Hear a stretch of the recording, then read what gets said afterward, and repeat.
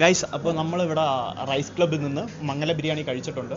ഇവിടുത്തെ ഷെഫും ഓണറും, ഷെഫിൻ്റെ സ്പെഷ്യാലിറ്റിയാണ് മംഗല ബിരിയാണി. നമുക്ക് ഷെഫിനോട് തന്നെ ചോദിക്കാം. Hi chef. ഹായ്. എന്താണ് മംഗല ബിരിയാണിയെ കുറിച്ച് പറയാനുള്ളത്? മംഗല ബിരിയാണി എന്ന് പറഞ്ഞാൽ നമ്മളെ മലബാറിൻ്റെ പൊതുവെ ഉള്ള ഒരു കൾച്ചറായിട്ട് ബന്ധപ്പെട്ടാണ് മംഗല ബിരിയാണി വന്നത്. അപ്പോൾ ഈ മംഗല ബിരിയാണി നമ്മൾ മറ്റുള്ളിടത്ത് ഉണ്ടാക്കുമ്പോൾ പോലെ നമ്മൾ ഉണ്ടാക്കി വെക്കുന്നില്ല. ചൂടോടെ കസ്റ്റമറുടെ ടേബിളിൽ നമ്മൾ എത്തിക്കുമ്പോഴാണ് ഏതൊരു ഭക്ഷണത്തിനും അത് നമ്മൾ സെർവ് ചൂടോടെ ചെയ്യുന്നുണ്ടെങ്കിൽ നല്ല ഇത്ര ഡിഗ്രി ടെമ്പറേച്ചറിൽ നമ്മൾ കസ്റ്റമറിൻ്റെ മുമ്പിൽ സെർവ് ചെയ്യുമ്പം അതിൻ്റെ ടേസ്റ്റ് പുറത്തു വരും.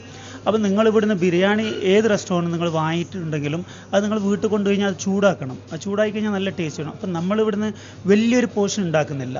നമ്മൾ എന്താണോ ഒരു 10 പോർഷൻ ഉണ്ടാക്കി വെക്കും.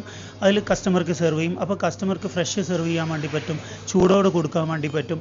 അപ്പോൾ അവർക്ക് എന്താക്കും പറഞ്ഞാൽ അതിൻ്റെ ടേസ്റ്റ്, അതിൻ്റെ ഫ്ലേവർ, എല്ലാ ഫ്ലേവറും എന്താക്കും അത് പുറത്ത് വരും. അപ്പോൾ നമ്മൾ വായിൽ നിന്ന് എന്താക്കും അത് മെൽട്ടാകുമ്പോൾ ടേസ്റ്റ് ശരിക്കും നമുക്ക് പുറത്ത് വരും.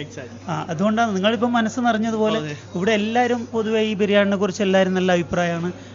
പിന്നെ എല്ലാവർക്കും വളരെയധികം ഇഷ്ടപ്പെട്ടിട്ടുണ്ട്. ഇവിടുന്ന് കഴിച്ചവരാരും അങ്ങനെ എല്ലാവരും നല്ല നെഗറ്റീവായിട്ടൊന്നും പറഞ്ഞിട്ടില്ല. നെഗറ്റീവ് ഇനി ആരെന്ത് നെഗറ്റീവ് പറഞ്ഞിട്ടുണ്ടെങ്കിലും ടു ബി ഹോണസ്റ്റ് എൻ്റെ അടുത്ത് വന്ന് പറയാന്നുണ്ടെങ്കിൽ അവരുടെ എക്സ്പീരിയൻസ് ഷെയർ ചെയ്യാന്നുണ്ടെങ്കിൽ ഞാനതിനെ ഇമ്പ്രൂവ് ചെയ്യാൻ നോക്കും. അല്ലാതെ ഞാനൊരു ഷെഫ് എന്നുള്ള നിലക്ക് ഒരു ഇതെനിക്കില്ല. ഞാൻ എല്ലാവരെയും അഭിപ്രായങ്ങൾ അറിഞ്ഞിട്ട് ഇതുവരെ ഇമ്പ്രൂവ് ചെയ്ത് കൊണ്ടുവന്നതാണ് biryani. Thank you very much sir. Thank you.